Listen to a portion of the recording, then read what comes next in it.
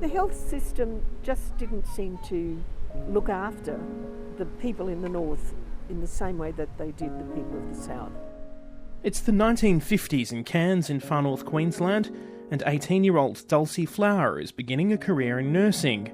She's a proud Meriam woman. The culture of the Torres Strait is, in her words, the very core of her being. Respect for elders is paramount, and when a police officer walked a revered Torres Strait Islander man known as Old Pop into the emergency department with a busted lip, she knew something was wrong. He was hit by one of the policemen. He was belted in the mouth and his lip was split and bleeding, and I wondered what had happened. And when he indicated that he'd been hit by the policeman, because the policeman asked him what his name was, he said it, and how do you spell it? So the old fellow said, well, if you're smart enough to arrest me, you're smart enough to spell my name. Even Aunty Dulcie's mum, often sought out for her wisdom on treating sick children, told her there was nothing that could be done. Nobody even thought of challenging police or taking them to court for assault or things like that. It was just accepted. Dulcie went to the police station to make a complaint. For her trouble, she was shifted out of the casualty department, but far from damaging her career, the brave stand was a sign of what was to come. There was just this feeling that I wasn't going to accept being treated in a way that was, to me, disrespectful. See, the old people always talked about respect. Mum did too. And to me, respect was a two-way process. Aunty Dulcie moved to Sydney in 1960, where she went on to co-found the nation's first Aboriginal community-controlled health organisation, the Aboriginal Medical Service in Redfern.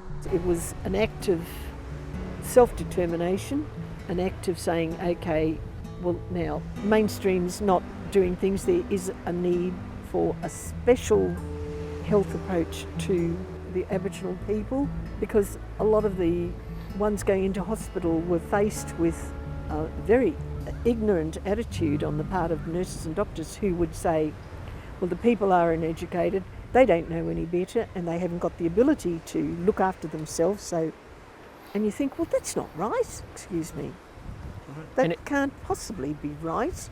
Aunty Dulcie's made it her business to stand up for First Nations people. On a trip back to far north Queensland in the 1980s to visit her mother in hospital, she realised Torres Strait Islander people with diabetes were suffering needlessly because of a lack of preventative care. And happened to go to the nurse's station, and there were photos of Torres Strait people with crutches and legs missing. I thought, what on earth? And here they were, all displayed. I said to the nurse, what's going on? Oh, you know, I said, no, I don't. What's happening? And I got a bit angry. I thought, look, if I stay talking to her, I'm going to lose my temper. So I'm sorry, but to me that was just that attitude was just off. So I went back to Mum and said, what's going on, Mum? She said, well, a lot of people are having their legs amputated. And I could not believe it. And nothing's been done. It's just accepted. Nothing's being done. Dulcie went back to Sydney and lobbied doctors and at medical conferences for change. That was the key. Looking at lifestyle, looking at diets, looking at family history, looking at exercise, the whole lifestyle thing. When Dulcie started her career, she was one of a handful of Indigenous nurses.